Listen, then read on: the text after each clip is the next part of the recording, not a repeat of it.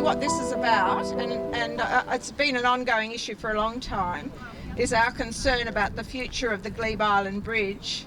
It's today, we made this today because it's actually 25 years since the bridge was decommissioned, and basically it hasn't had much done to it since then.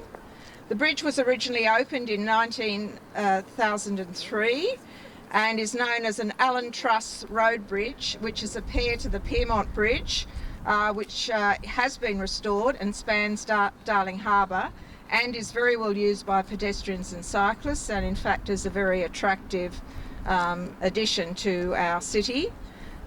This bridge is one of the few remaining swing bridges in the world. The bridge closed in 1995 when the Anzac Bridge opened. Originally it was opened and closed after that for special events such as marathons, and subsequently, when there was talk of it being demolished, a campaign was commenced to save it, and in 2013 it was heritage listed, so it can't easily be demolished. There has, however, been no restoration occurring, and in fact for the last, I don't know how many years, but for quite a long time it hasn't been closed, it's stayed open, and it's slowly falling apart. There have been calls for many years for it to be restored and put into use, but now would seem to be a time when we should really press with that, because we've had recently, we've got a huge increase in population in this area. People want to walk and cycle. We've just had the COVID restrictions when there were so many more people out and about wanting to exercise and cycle and walk, etc. One of the things that became obvious to us is that, particularly looking at the Bay Run and how popular that was, they're actually asking people not to go there, was why can't we have a walk around our harbour foreshore? Those of us who live around Roselle Bay, Blackwattle Bay, and the perfect way to join it would be the Glebe Island Bridge. It would be very attractive, restored, and it's a beautiful old bridge. So that was one factor which really brought to light that we really need to do something.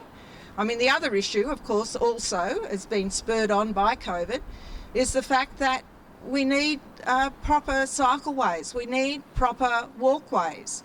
And certainly if we want to encourage people to be healthier, to walk and cycle more, then you need to put some money into it, you need to put some resources into it. And we've all recently, if we live around here, put up with West Connects and the building there and the changing and where you can walk, where you can cycle. We've all put up with that and seen huge amounts of money expended on roads so that it's easier to get around for motor vehicles. Well, what about the cyclists? What about the walkers? It's green.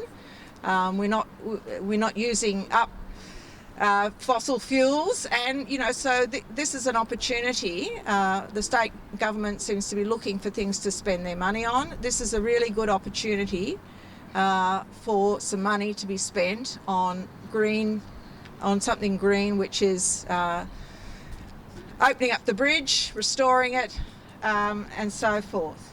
There was, in fact, in 2014 a report prepared by Assel Allen looking at options for the Glebe Island Bridge.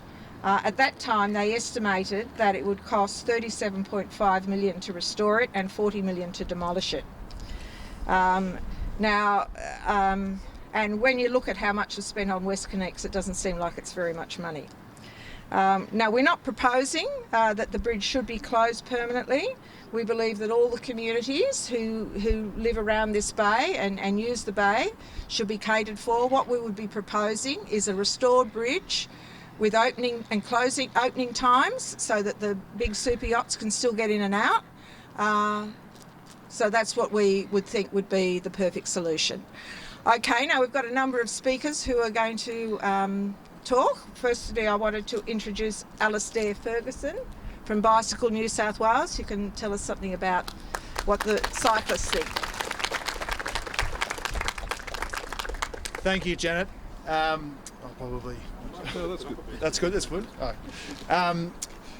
As part of my role as CEO of Bicycle New South Wales, we're always looking for more opportunities for better access to cycleways, and this seems like a really good opportunity in a key link, especially with the big West Connects project that's been happening over in the Rozelle. We've been advocating for that for safer infrastructure and through the construction, and we've had big help from Jamie Parker and a lot of the local groups and cycling groups. This seems like a really good idea to open up the bridge again as an amenity for the local community, and we look forward to helping you and the Glebe Society in furthering that position. And I just wanted to say thanks for the opportunity for us to bring us out here today. So thank you. Well, first, can I just say thank you to the Glebe Society and all the groups that helped organise this event today.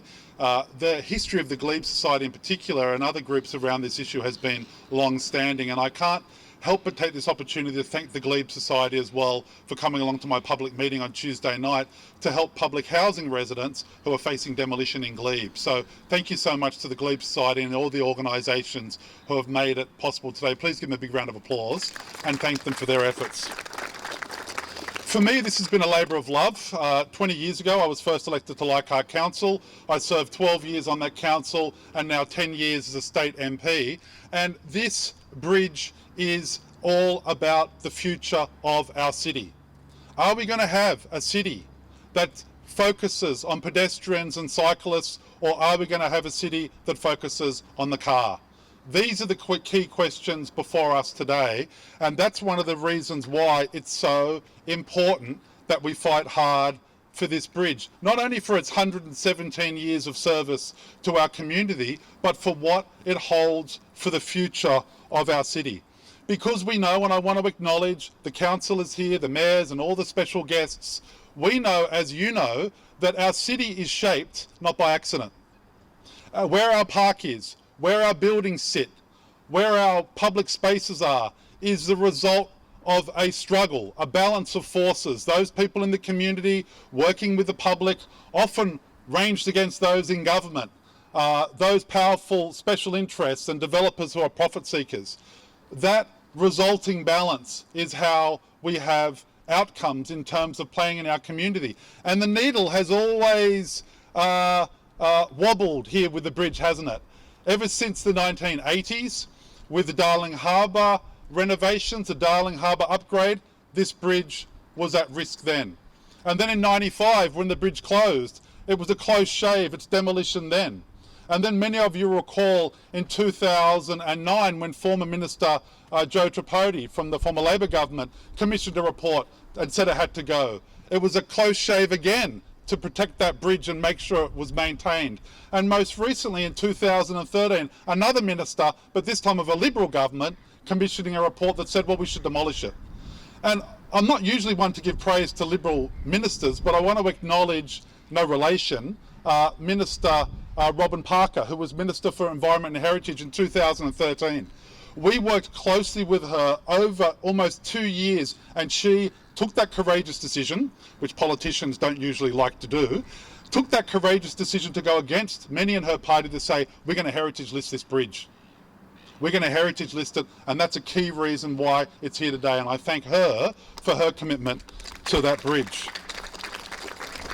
And of course, now we have ground the wreckers of this bridge into an impasse.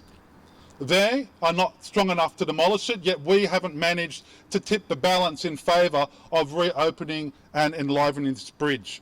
But now it's an opportunity for us to create a pedestrian and cycleway link, at least from Rozelle to Pyrmont into the city, and its reverse. And we're in a really fantastic moment in history, because in moments of change and flux we can often get wins. And what we can see is the huge developments proposed at Blackwattle, but also the metro station, the underground train station proposed at White Bay. That train station at White Bay cannot be a success if it doesn't link here to Pyrmont and to the city. Any redevelopment of Blackwattle Bay cannot serve the people of Sydney if it doesn't connect to Rozelle and throughout to the metro station that's being proposed there. So we know that this bridge provides that desperately important link between Rozelle and the inner west and Pyrmont and to the city. And that's the reason why we need to support its retention. And I want to finish by calling for your support, because you being here today is important, but next year will be critical. The Department of Planning is undertaking a master plan of sorts, looking at the bridge late this year, but most importantly next year. They're looking at how that bridge can work with the redevelopment of Blackwattle Bay, but also how this bridge can work with the Metro project. So next year, I'll be working with all of the groups here and inviting all of us to work together, councils, community organisations, citizens, to bring together the weight of our collective persuasive tools to tell this government that the bridge should stay, and we want it to be something that helps shape a positive future for our city. So I call on you to help join me in that effort. It's a campaign that we can and must win for our community, and I trust that together we'll be able to make a fantastic difference and secure this bridge for the future of our city. Thank you. Hello everyone, it is such a pleasure to be here with you all. I also want to acknowledge that we're meeting on Gadigal land today and pay respects to elders past and present of the Eora Nation. I also, it's a bit of a sad anniversary, this 25 years of closure.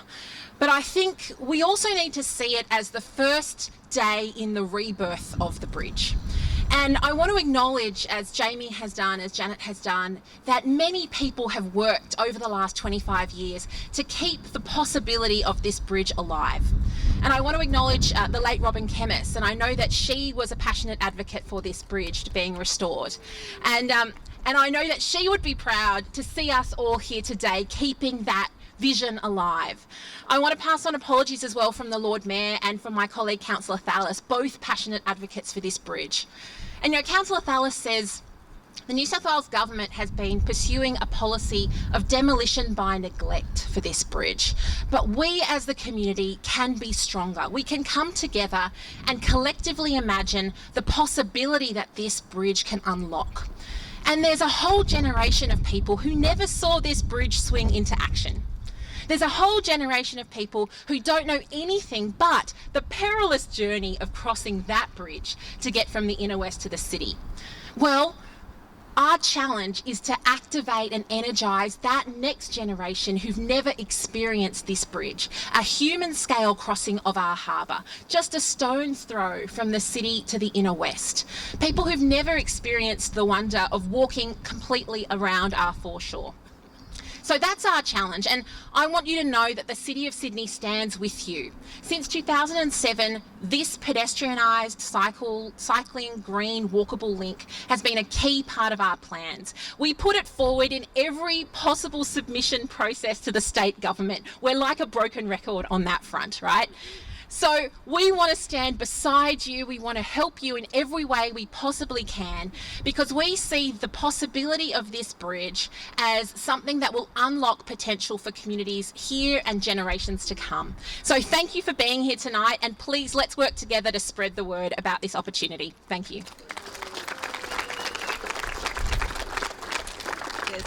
Thank you, Jess. That was fantastic. All right, our next speaker is Barnaby Bennett from Walk Sydney.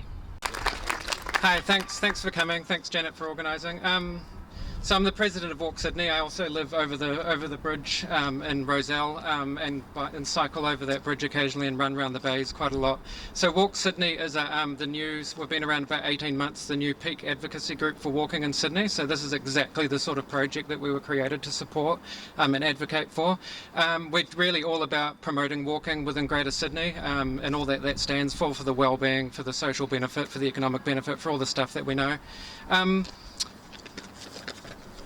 It's a strange time for walking. We know that walking is incredible for our health and will save millions of dollars in terms of public health and the benefits from that over long term. We know there's studies all around the world that show that populations that walk more live longer, they live healthier, happier, longer lives. We know that walking is incredibly spatially efficient and opens up capacity for public transport and more efficient use of roads when we do it. So we know that it is the most efficient way of walking along with moving through cities along with cycling. So that's foundational. We know it is better for business and retail when people walk around and can walk safely around because they're more easily able to go into shops and places and mingle and discover cities. And Sydney is one of the great walking capitals of the world. It's an extraordinary city for walking. We know walking is incredibly important for the environment, for climate change, and removing ourselves away from the car, which is incredibly polluting in a number of ways. So walking's the future in terms of understanding the way we live in cities and changing and adapting to climate change. And is essential if we're ever going to meet some of the targets that we need to for climate change. We know the car-based city is fundamentally problematic. It's energy inefficient, it's spatially inefficient, it's dangerous, it's damaging, it's polluting. It might be nice in terms of freedom, but it's got so many fundamental problems we need to move away. And walking is one of the foundational ways to move away from that. And the electric car is not going to solve it because a lot of the polluting problems come from tyres, brakes, noise. It's not actually the answer to the problem. We also know that walking plays a huge part in making cities more inclusive and just. There's a whole lot of issues around inclusivity and age and well-being that's really important in terms of walking that relate to all these things as well. We know all this stuff. And we also know that walking, like every other mode of moving around the city, requires good infrastructure. It's not just something we can behavioural change without investment into infrastructure. So we're at a funny point at the moment because we know all this stuff. It's a bit like climate change. None of these great debates are over in terms of the value. What hasn't changed is the priorities in terms of spending.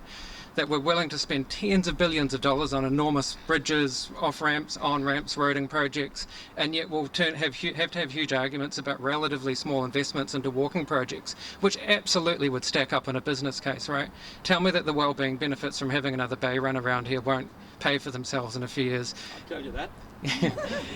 As the other side of the bridge is developed, there's going to be an incredibly important link through to the city from there. So I mean, Piermont Bridge is one of the great urban spaces in the city.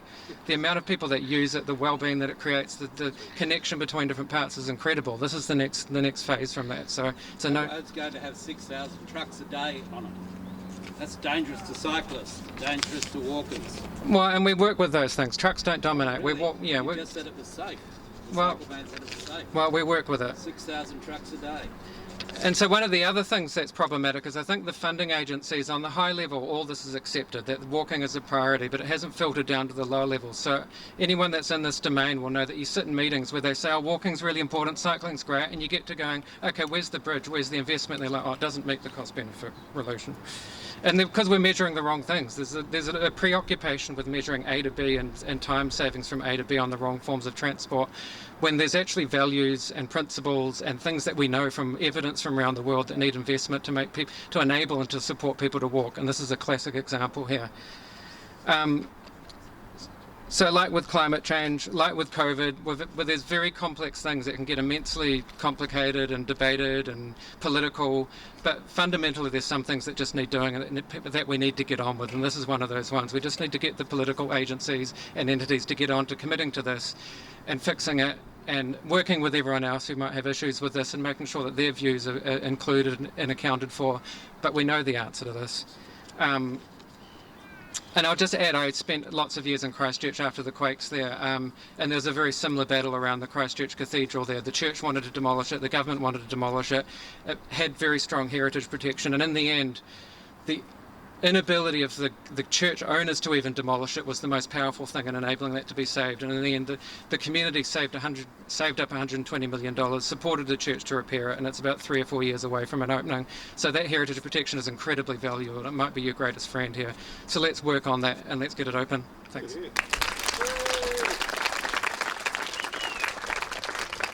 Thank you, Barnaby. All right, our last speaker is the Mayor of Inner West Council, Darcy Byrne. Is he here? Yes, I thought it was you. I was just sorry, but you said you're running late. That's all I was worried. Okay, thank you. Darcy, I should just say, has been also a long-running, very strong proponent of saving the bridge, and he's fought long and hard, and we thought it was appropriate that you should be the last speaker.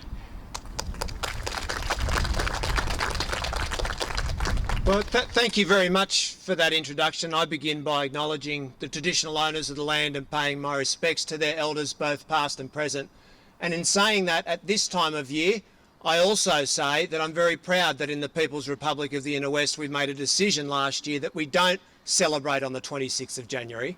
We believe it's a day of commemoration, and that's the direction that Australian society needs to move in as well. We need to make sure that acknowledgement of country doesn't become simply words, but that we continue to progress our position in relation to reconciliation. I thank and acknowledge all of the elected representatives who are here today, the Glebe Society for putting on today's event at such a crucial time, and I do want to acknowledge former Senator John Faulkner, who's down the back of the crowd, who is not only a very, very distinguished Australian parliamentarian, but is the person who has been behind linking up the entire coastal seawalk from Woolloomooloo to the northern beaches. He got every council in Sydney, as well as the state government, on board to have one continuous path with historiography, signage, a genuine attraction for people to come to Sydney from all over the world. And I think that's been a very important piece of work.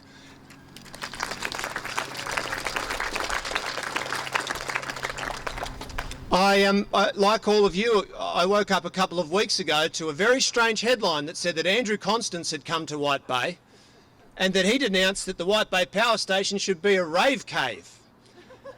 Worse yet, the Treasurer, Dominic Perrottet, attended Parliament later in the day and reiterated the comments proposing demolition of the White Bay Power Station.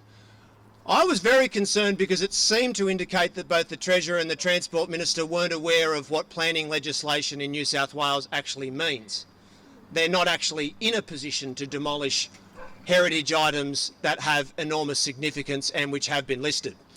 But that's exactly the attitude that they've taken to this bridge in the past as well. Interestingly enough, I heard from the Treasurer later that day, after I'd made a few quick public statements about what a ridiculous proposal they'd put forward, and he proposed that he come down to White Bay Power Station and that we go on a tour. And later that day he informed me that the Planning Minister, Rob Stokes, would be coming along. So we all got our hazmat suits on, because apparently there is still some traces of asbestos within the site, and we went on a tour. And it was interesting to me because I did think, well, if something happened to Gladys Berejiklian tomorrow, there's the two future premiers here, so we better not have an accident.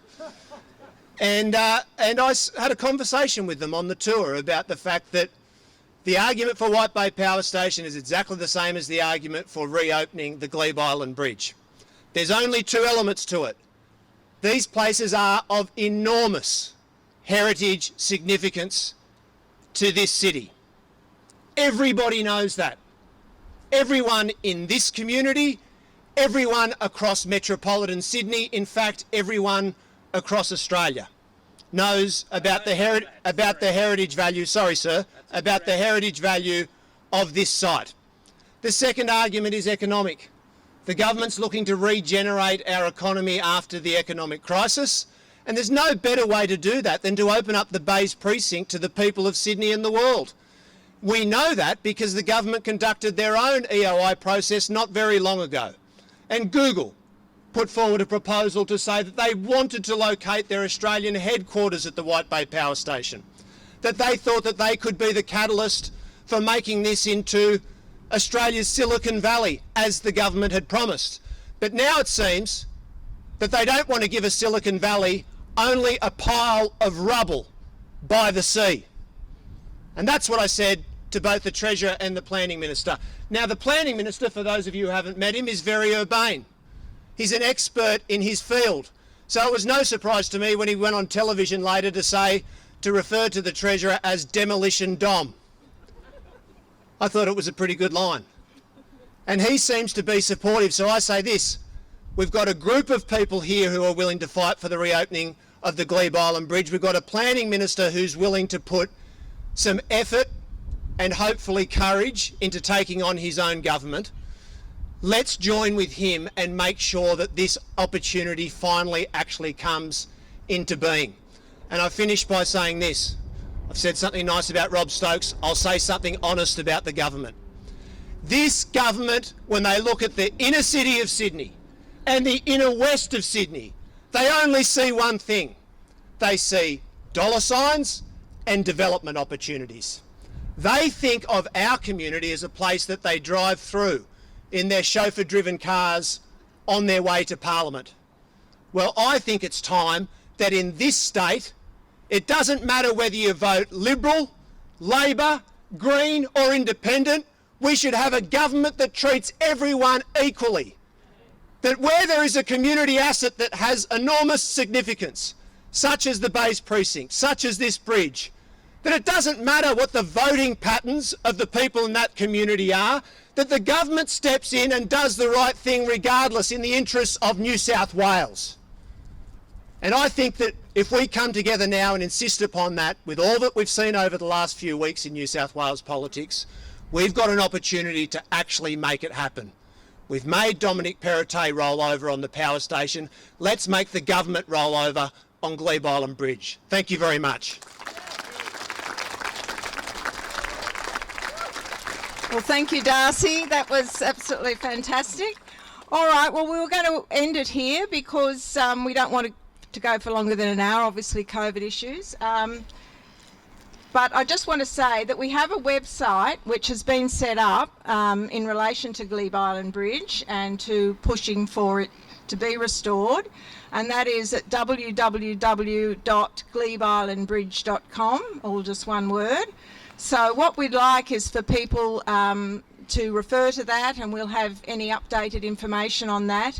And we hope we'll actually be able to get a sort of a register of interested people so that we can keep in contact and people can put posts on it and so forth. There's also a petition that's been created by some people from UTS who are here, Christopher, and he's got some pamphlets as well. And they in fact did their own study looking at what could actually be done with Glebe Island Bridge. It's fantastic. They've got a beautiful little pamphlet with pictures showing what's possible. Yeah, someone's got one there. So I suggest you take one of those. That's just obviously what they've worked on, their ideas. But they've also got a petition. And if you go to the QR code on that, you can go through to the website and sign the petition electronically. And they've got I think the website is gibr.sparespace, is it Squarespace.com. So you can go there as well, and they've got some interesting information, and also you can sign the petition. Okay, well, I say thank you everyone for coming. It's fantastic that so many people came and that so many people are interested. But go home safely and be careful not to get too close together. Okay, thank you.